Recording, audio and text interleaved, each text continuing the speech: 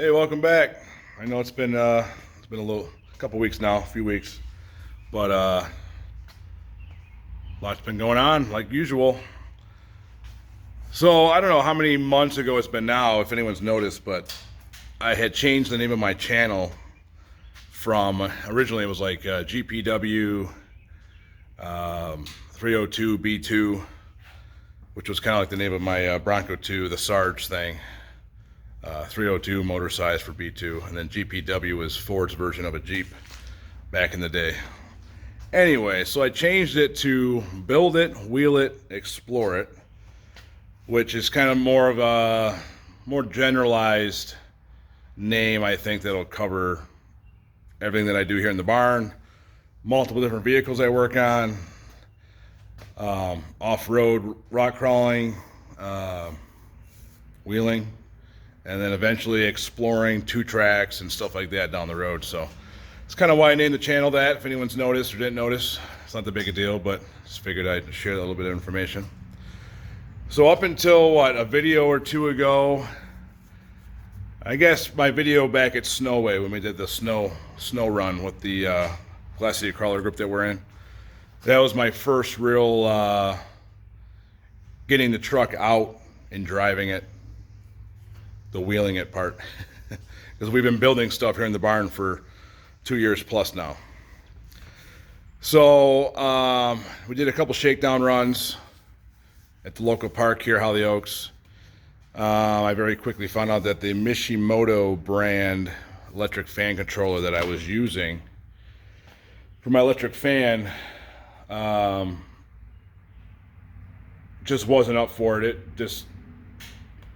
We went out there, I wasn't even out in the trail or out in the park 15 minutes, and all of a sudden my temp gauge is all the way up to like 240, steam's come up under the hood, shut it down, and found that the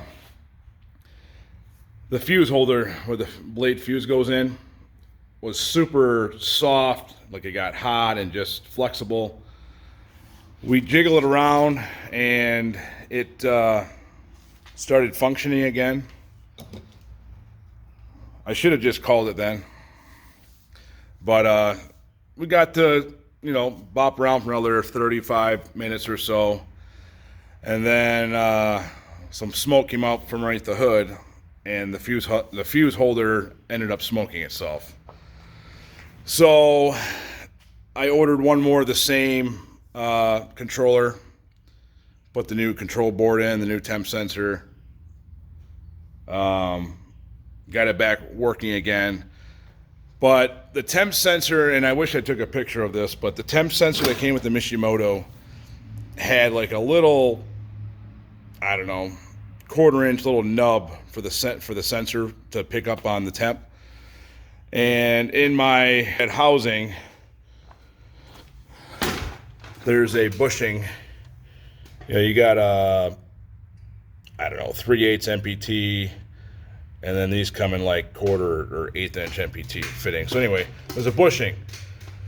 So you already have, a 1/2-inch housing, and then you got the bushing. So I mean, you got, I don't know, call it a 1/2 inch, 3/4 of an inch of material to go through, but you would think the coolant would be rushing in there anyway.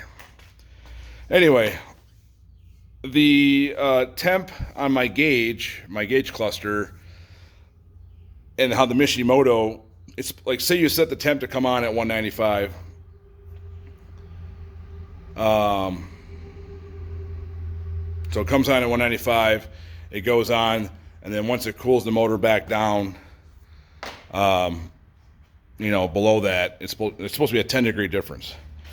But no matter what setting I set it at, it was like a 15-degree difference, so I just couldn't have any happy medium driving the truck with the temp where I wanted it.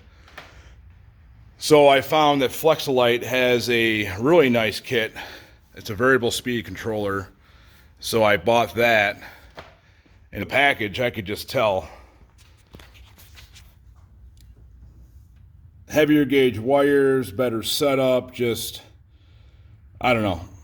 Compared to the Mishimoto,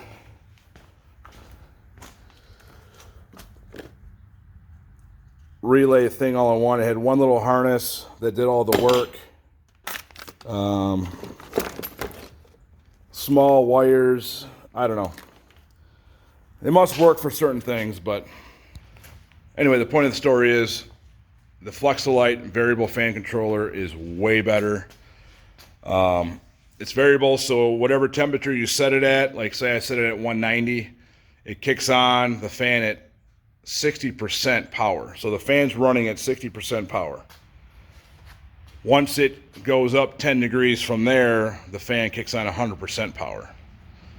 So then it cools back down and goes back down to 60% power. So it's got a soft startup on it. So basically, as soon as you start your truck or a car, whatever you have it in, it's got like a 6-second delay before it powers itself on. So it does not surge the starting and charging system when you're starting a vehicle, which is cool.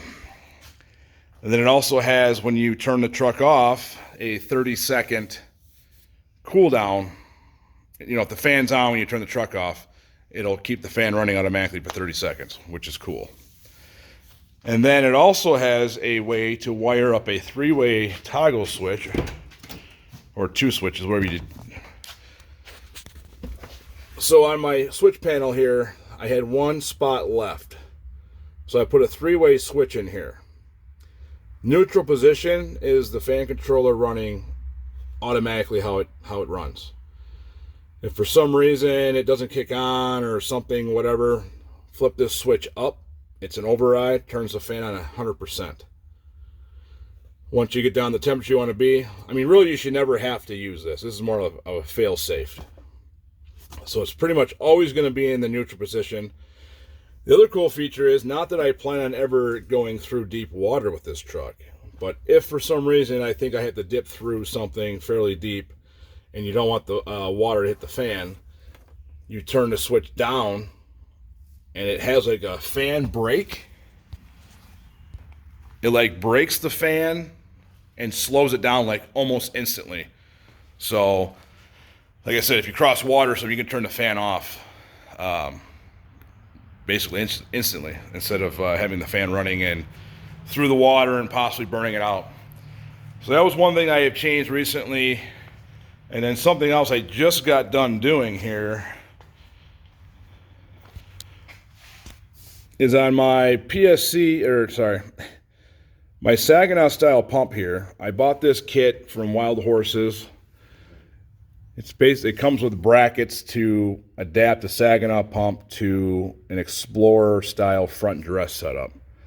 So that's what myself, Brian Racy, and Brad have all been running. Brian was the one who found it initially, and then we all followed suit, obviously. It's a way better pump than a stock Explorer 5.0 pump. But then, you know, we add Hydro Assist, and then in my case, I have Hydro Assist and Hydro Boost brakes. So, if you're familiar with hydro steering or not, you jump in your everyday vehicle, you can turn the wheel back and forth, almost zero delay. Well, with hydro, you got that ram coming in and out, in and out. Well, there's PSI and flow that you have to worry about to sync your steering input to the output of the ram to match everything. Well, this truck was, it did a real good job. I mean, I had very good steering. I wasn't mad about it at all. But if you get into a hairy situation, you want to quickly correct yourself. You're fighting the ram a little bit more than what you would want to. So a quick kind of fix I thought about doing was changing the size of the pulley on the Saginaw pump. It has roughly, they call it a 6-inch pulley from Wild Horses. But let's see here. This is the pulley that comes with that Saginaw style kit from Wild Horses. They say it's a 6-inch, but it's 6-inch from outside to outside, I think I measured. But as far as what the belt sees, it's recessed. So basically I came up with it's about a 5 3/4 inch diameter as far as where the belt sees. Yeah, so it's roughly 5 7/8 overall diameter. And then, like I said, the inside of the rib portion is kind of, see if you can see that, countersunk down from the outside. So it basically acts like a 5 3/4 inch pulley. So I checked out some PSC stuff, and you know, there's lots of variables with these sagging up pumps, and I'm not that up on them until recently I started researching. So the pump that comes with the Wild Horses has a 3/4 inch press fit pulley, so you press the pulley on and off. So I checked out PSC's site. I initially had ordered a 5 3/4 inch pulley from PSC because I was just going off the information from Wild Horses that I had a 6 inch. So I thought I'd do a 1/4 inch smaller pulley. And I didn't see any other pulleys on their site at the time. Anyway, I get the pulley in the mail and I pull it out, pull the other one off the steering pump, and the pulley I have now is basically slightly smaller than the PSC one that I got. So I jumped right back on their website, and this time I found like a 5.5 inch, a 5 inch, which I don't know how I didn't see that the other time, but so I decided to buy the 5 inch pulley, the PSC pulley. Just got that today, this morning, and just put it on. So this is the new PSC pulley. It's all aluminum. It's quite a bit lighter. It's got an open design, like a 3-spoke design. I don't know if that helps. Obviously it helps with weight. I don't know if it helps with cooling at all. I don't know. So that's on there. And I ordered a whole bunch of belts just to, I wasn't sure how to calculate the difference in, you know, changing the pulley and all that stuff. So kind of funny, but I had initially ordered, well, anyway, the belt that comes with the kit. Sorry, I keep getting distracted and trying to think about what I'm going to talk about. The belt that was running on my setup with the Wild Horses stock pulley is an 87 inch belt. So I thought maybe with the 5 3/4 inch pulley, I initially ordered 86 and 13/16 and an 86 and 5/8 because I really wasn't sure. Then I ordered this 5 inch pulley, so then I ordered a 86 and 7/16 and an 86 and 3/8. So the pulley came this morning, and then the belt came like 15 minutes after. So when I got here, the pulley I first tried was the 86 and 3/8, or the belt, sorry. And that went on with the same exact feel, look, and tension that I had prior. I let the motor run, you know, idle for 5 minutes, let it get up to temp. No squealing of the belt, no belt movement. Just drove around the barn in the backwoods for a minute. Everything seems good. And right away, I can tell, I'm going to try to insert this clip. So before I'd steer hard right, and then hard left was like a friction. Like you could do it, but it was a friction. And then try to go back, it's like a stall. Not a stall, but I'm talking about the ram itself. I'm almost as smooth as just regular power steering now with just changing this this pulley. So I'm super happy with it. Saved me a bunch of money so far, because I called Wild Horses. I said, listen, I know there's a ton of different sagging up pumps out there. Do you have any idea what pump you guys are selling as far as what the PSI is and the flow rate? And of course, yeah, we're not sure about any of that. So how do you sell parts? And you know, you're selling aftermarket parts, you should kind of know the specs and what you're selling. I'm assuming it's probably a 1200 PSI sagging up pump, and it's probably a 2.5 to 2.8 flow. I don't know, because it seems like the high flow ones, which are like a 3.1 to 3.8 gallons per minute, or however they do it, those range from 1300 to 1450 PSI. So I wanted to try the pulley first and see how I liked it. And so far, I think it's going to be sweet. If I don't have to change anything else, I'll be super happy. Because the next thing would be is try to figure out what flow rate this pump has, which I have to take the pump out, cap off the lines, take the fluid out, remove the pressure valve, and apparently the flow rate is either normal or high. There's two different size diameter holes. I can't remember what the standard size hole is, but if it has a 5/32 diameter hole in the valve, that's considered high flow. So if you don't have a high flow, you can drill out that bore to a 5/32 and make it high flow. So I guess that would probably be my next step if I wasn't happy with this. Determine what the pump, how much pressure and whatever it has. PSC, I did call them though. They do have 3 different size remote reservoirs. Because I know we don't have a ton of room under the hood. I know on most Jeeps, I guess, and LS motors, the power steering pump is way closer to the frame. But a PSC pump with a remote reservoir, it's still this like circle pump. That's all it is. And at the output, the returns, down here, I mean, there's plenty of room, I think, to put a reservoir in here. So maybe down the road we'll see. Like again, my truck's different because I do have the hydro assist and hydro boost brakes.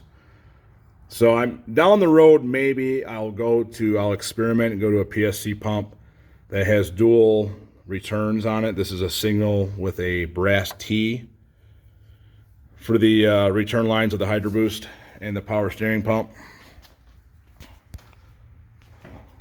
So, a lot of this stuff is just kind of trial and error. But I seem to be happy with this so far. So I just want to do a little update. Those are 2 things I've been working on, or that I have worked on. We did actually go wheeling over the weekend. So I'll have some video clips of that coming up here in a video in a little while. Didn't have a whole bunch of time. It was my daughter's birthday that same day later on. But the 3 hours or so that we were there, the truck made me so happy. I mean, it just felt so good. I'm loving the gear ratios. I'm loving the 40s. Everything is just working amazing. And the temps are staying. I mean, I'm hovering at 198, 200 degrees driving on street and rock crawling. I mean, that's awesome. My trans temp, I think the most I've seen it hit is 148 degrees. And I thought maybe wheeling and off-road, rock crawling and stuff, it would heat up more. But I really didn't see any more heat in that scenario than on the street, which is awesome. But you think about it, you're doing low RPM stuff. The motor's got plenty of torque. You're transferring the torque from the motor to all these low-range gear ratios. I mean, the motor is working, I think, almost less hard off-road than it is on the street. So, anyway, here's one more.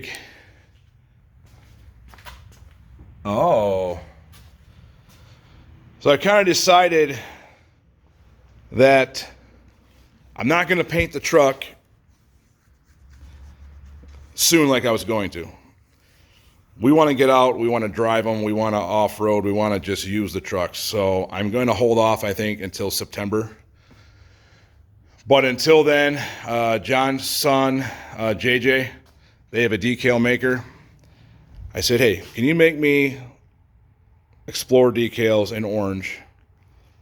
And I want to see what they look like. And just putting those on this truck right now, even though it's still green, it's popping. What a difference. And I also started doing some rubbing compound on the paint. So I'm going to, let's see if you can tell. The paint is like a chalkboard right now. no matter how much you wash it, whatever, it's just nasty. So I started some rubbing compound treatments on it. Walmart didn't have the 3M stuff that I wanted, so that's coming tomorrow. So I'm going to go through with the 3M, which is more aggressive, and try to see what it can do to all this stuff. And the roof's pretty bad. So I'm going to take the 3M. It's supposed to be like the super heavy duty core stuff.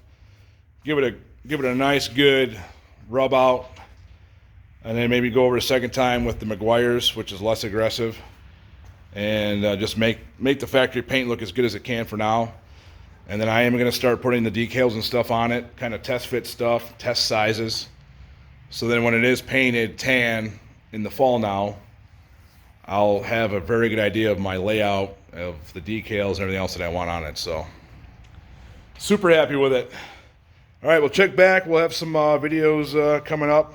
Like I said, we were at Hollyoaks this past weekend. Coming up this coming Sunday, we're going to be going to Bundy Hill. And then I believe the Sunday after that, we're going to Rocks and Valleys. Or no, the Mountain, sorry. And then we're going to go to Silver Lake, Sand Dunes. And then in June, middle of June or something, we're going to Rocks and Valleys. So there's a lot of wheeling coming up. I can't wait. My truck, Brad's truck's doing great. John Park's truck's doing great. Brian's truck, his truggy, he's working on it. Hopefully he can get that built here maybe by July, I think. I know he's had a couple unplanned, unfortunate things going on, so hopefully by the end of July into August, Team Ford will be all together, rocking out. So, all right, see you guys in the next video. If you haven't, like it, comment, subscribe, share it. You know the deal.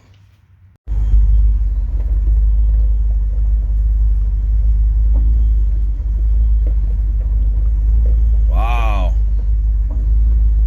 I think it's a very big noticeable difference.